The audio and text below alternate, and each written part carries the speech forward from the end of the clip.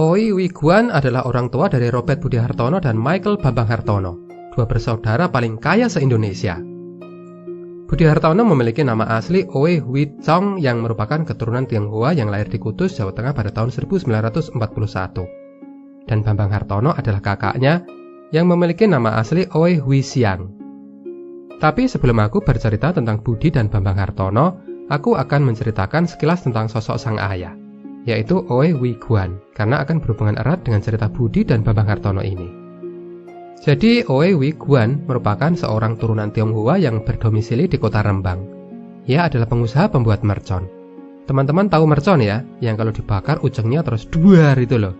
Nah, sejak tahun 1930-an, pabrik mercon Oey itu sangat tersohor. Produknya laris manis dan dipasarkan hampir di seluruh tanah Jawa dengan merek Leo. Seperti yang dilansir oleh Tirto ID dalam catatan Jongki Tio di dalam buku Kota Semarang dalam Kenangan, mercon cap Leo itu saking suksesnya, yaitu sampai dikirim ke luar negeri. Bahkan saking terkenalnya merek itu, merek mercon cap Leo itu masih dipakai meski pabriknya itu sudah tutup. Maksudnya barang palsu. Bisnis mercon Oey pada akhirnya bangkrut. Penyebabnya karena pabriknya terbakar. Surat kabar Batavia pada waktu itu tahun 1938 itu memberitakan pabrik kembang api Oey Wee Guan di Rembang terbang ke udara 10 menit sebelum jam 2 siang. 5 pekerja pabrik tewas seketika, 22 luka berat, dan 14 luka ringan, dan yang terluka berat 9 orang tewas di rumah sakit. Tapi Oey tidak mau menyerah. Ia sedih, tapi harus segera bangkit. Ia tidak memiliki tanah untuk bercocok tanam dan bertani. Yang ia bisa ya berdagang. Ia lalu mencoba mencari peluang di bisnis lain. Sampai kemudian pada tahun 1951, ia memutuskan untuk membeli perusahaan rokok NV Murup yang hampir gulung tikar di Kudus. Ia memilih untuk berbisnis rokok karena melihat potensinya yang sangat bagus. Perusahaan yang ia beli itu memiliki merek Jarum Gramofon. Dalam perjalanannya, karena orang-orang sering menyebut rokok jarum, akhirnya Oey pun menyingkat mereknya menjadi Jarum. Saat itu Oey menjalankan perusahaannya dengan 10 orang pegawai saja. Oey mencari bahan baku tembakau dan cengkeh terbaik. Dan saat ia memiliki waktu luang, ia sering ikut juga para pegawainya membuat rokok. Tapi nasib apes kembali harus dialami oleh Oey. Pabriknya lagi-lagi terbakar, sama seperti pabrik mercon Leo yang dulu pernah ia alami. Semuanya habis.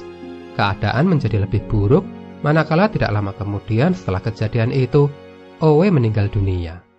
Bambang dan Budi Hartono, anak-anak Oey yang saat itu masih muda, lalu mengambil alih perusahaan. Semuanya terasa berat. Tidak lagi ada sosok ayah di sisi mereka. Tapi mereka masih ingat, ayah mereka selalu mengatakan, tidak ada bisnis itu yang berjalan mulus, semuanya perlu diperjuangkan. Masalah itu pasti akan ada. Karena itu kita butuh kerja keras, tidak boleh menyerah. Dan kalian sebagai saudara harus selalu rukun. Kalian anak-anakku muda-muda laki-laki kan pasti sering bertengkar kan? Tapi sadarilah, ketika muncul permasalahan kalian stres, bertikai itu tidak akan menyelesaikan masalah. Kalian harus kompak, diskusi, berembuk, cari solusi bersama, saling bahu-membahu. Budi dan Bambang Hartono muda ingat betul apa yang ayahnya selalu sampaikan itu. Karena dulu saat ayahnya bekerja, mereka itu juga kadang ikut dilibatkan. Maka satu persatu masalah gara-gara pabrik rokok terbakar mereka selesaikan. Mulai dari keterlambatan pengiriman rokok ke toko-toko, pembayaran ke supplier cengkeh dan tembakau, sampai ke cara gimana sih bikin pabrik yang aman biar nggak terjadi lagi kebakaran di masa depan. Satu persatu masalah pabrik diselesaikan. Perusahaan pun kembali berjalan normal. Pabrik rokok Jarum pun berkembang. Tahun 1970, Jarum mulai menggunakan mesin-mesin.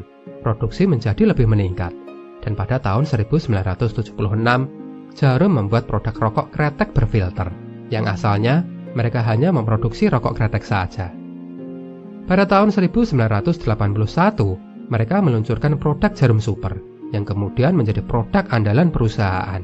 Dan dari produk Jarum Super itu, yang sangat diterima di pasaran, bahkan diekspor ke banyak negara, perusahaan Jarum semakin besar dan berkembang. Budi dan Bambang Hartono sukses dan semakin kaya. Setelah perusahaan Jarum berjalan dengan stabil, keuangan kuat, dua bersaudara itu lalu berekspansi ke bisnis lain. Jarum membeli saham Bank Sentral Asia atau BCA yang sebelumnya dimiliki oleh Lim Xiaoliang. Lim Xiaoliong sebagai informasi adalah pendiri perusahaannya Indofood. Teman-teman kalau mau dengar cerita tentang beliau, aku juga sudah pernah membuatkan videonya. Nanti cek aja di kolom deskripsi ya, linknya tak taruh di situ.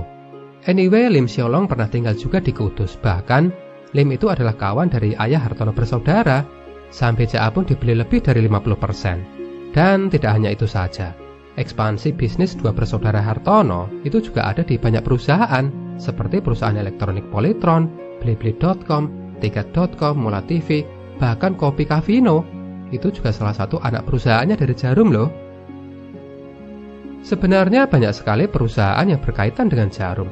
Ada yang di bidang perhotelan, perumahan, pusat perbelanjaan, dan yang luar biasa adalah di bidang olahraga. Djarum sangat terkenal di bulu tangkisnya. Namanya tidak hanya harum di Indonesia tetapi juga di dunia. Sejak tahun 1970, Djarum ikut aktif memajukan olahraga bulu tangkis. Lim Swee King, pebulu tangkis legendaris Indonesia, dalam autobiografinya Panggil Aku King, mengaku dirinya diajak salah satu anggota keluarga Hartono untuk latihan bulu tangkis di klub Djarum Kudus.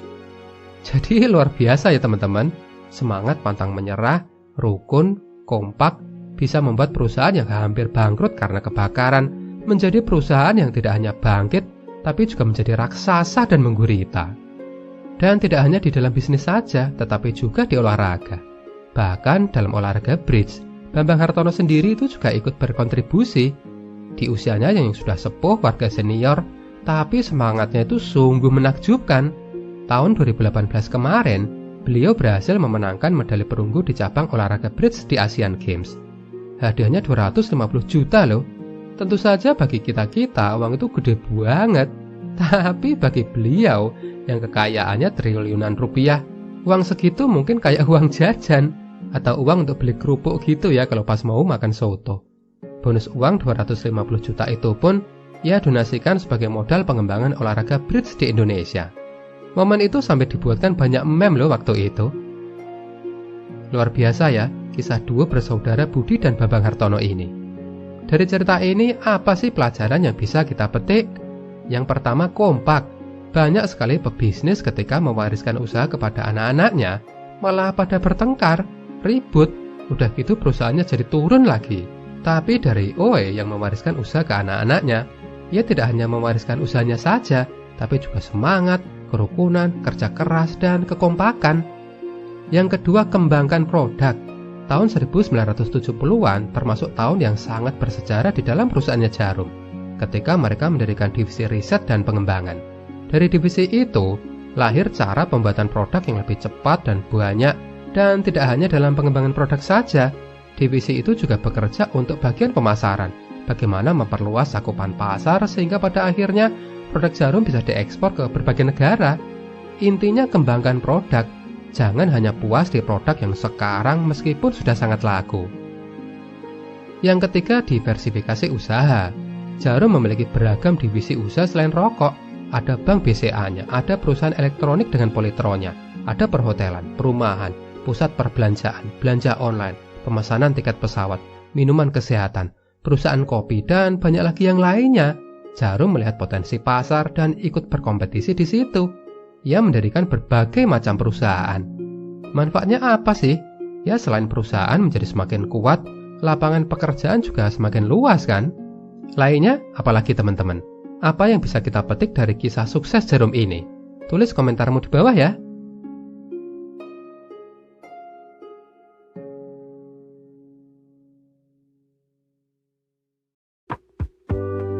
Baik, demikian video yang bisa aku sampaikan. Semoga bermanfaat dan menginspirasi.